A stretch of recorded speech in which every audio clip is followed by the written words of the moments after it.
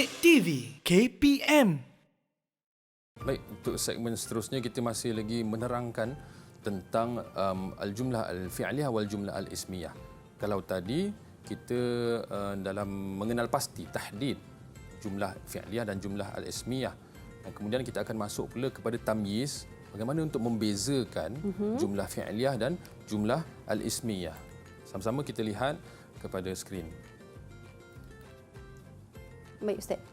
Jadi al-jumlah al-fi'liyah bermaksud kullu jumlatin tatarakkabu min fi'lin wa fa'ilin, iaitu setiap ayat yang tersusun daripada fi'il, kata kerja, dan fa'il, pelaku.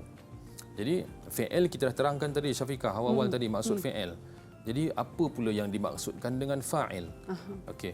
Baik, fa'il ini ialah kita katakan ma qama bihi al-fi'il, iaitu sesuatu atau seseorang yang berlaku padanya perbuatan atau kata kerja tersebut. Contohnya kalau makan, mesti ada orang yang makan. Betul. Tidur, mesti ada orang yang tidur. Jadi contohnya qara'a, membaca. Siapa yang baca? Qara'a talibun. Jadi talib itu adalah merupakan fa'il, pelaku yang melakukan fi'il ataupun kata kerja tersebut. Dan kemudiannya dalam jumlah fi'liyah, ayat kata kerja tersebut, fi'il tersebut kekal dalam bentuk mufrad, tunggal.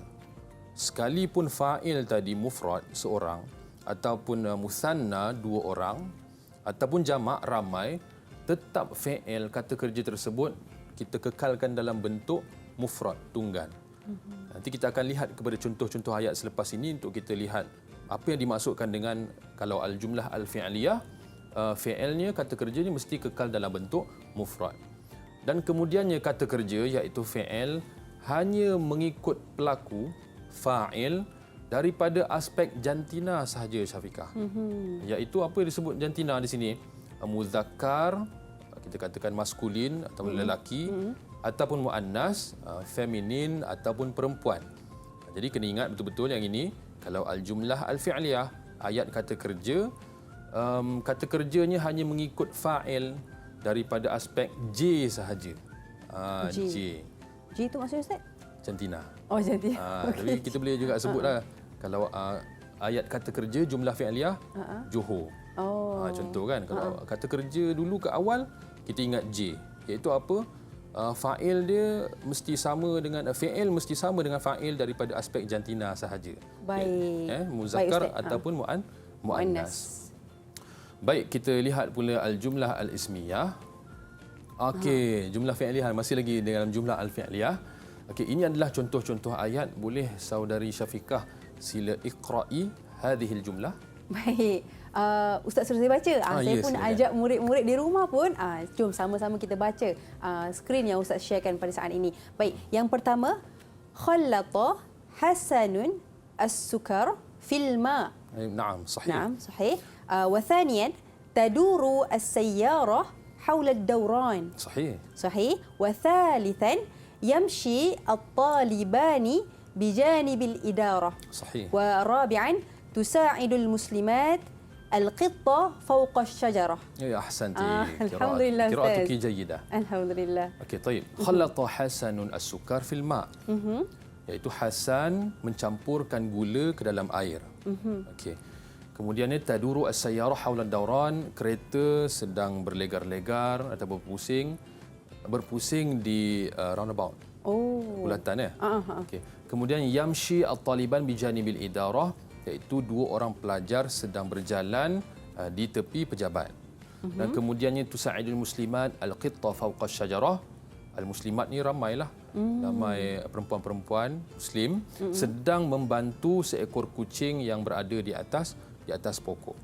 Jadi kalau kita lihat di sini, kesemua jumlah ini, ayat ini dia diawali dengan fi'il, kata kerja. Betul. Yang berwarna merah ni. Dan kemudiannya selepas fi'il seperti yang kita sebut tadi, selepas fi'il ialah fa'il, pelaku. Ya, pelaku. Jadi yang berwarna biru ini semua ialah fa'il, pelaku kepada setiap kata kerja.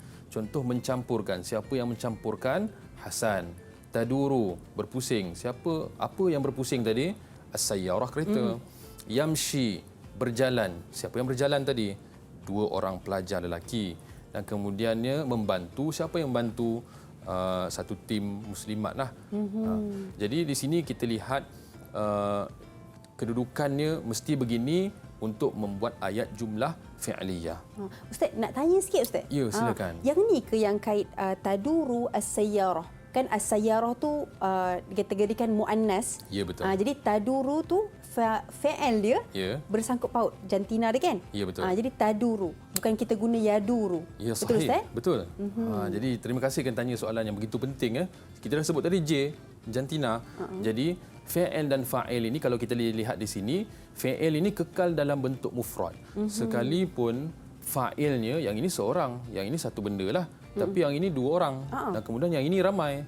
Tapi tetap kata kerja itu kekal dalam bentuk tunggal, iaitu mufrad. Tetapi yang sama antara fa'il dan fa'il ialah seperti yang Syafiqah sebut tadi, jantinanya. Sedangkan asalnya yaduru. Tapi disebabkan as-sayyaratu itu ialah perkataan feminin, muannas, maka kita gunakan taduru. Tukar ya kepada ta untuk menunjukkan muannas. Begitu juga dengan al-muslimatu adalah muannas. Dan kemudian kita tukar ya itu kepada ta untuk menunjukkan, untuk menyamakan antara fi'il dan fa'il daripada aspek jantina. Baik, teruskan Ustaz. Okey, baik. Dan kemudian kita lihat kepada al-jumlah al-ismiyah pula. Baik, jumlah ismiyah. Al-jumlah ismiyah, ayat kata nama. Tadi ayat kata kerja. Maksud al-jumlah al-ismiyah ialah kullu jumlatin tatarakkabu min mubtada' wa khabar. Iaitu setiap ayat yang tersusun daripada mubtada', iaitu subjek, dan khabar, predikat.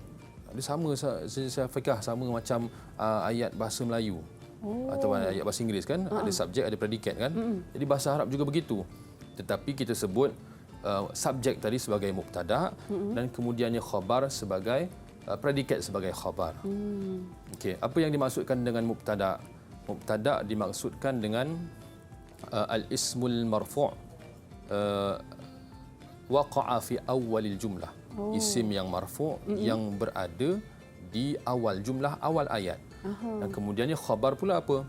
Al-ismul marfu' juga, kata nama yang marfu', al-musnadu ilal mubtada', yang disandarkan kepada mubtada'. Jadi kenapa kita sebut tadi khabar tadi disandarkan kepada mubtada'? Kerana kalau mubtada' tu dia duduk sorang-sorang, dia tidak memberi makna. Sebab khabar tadi dia yukmilu ma'nal mubtada', dia menyempurnakan makna mubtada'. Contohlah saya katakan guru tersebut, guru itu. Jadi guru itu dia kita pun tak faham kan? Tak ada penjelasan Ustaz. Tak ada penjelasan. Tapi kita kata al-muallim tadi yashrahu sedang menjelaskan, yu'allim sedang mengajar, yudarris sedang mendidik.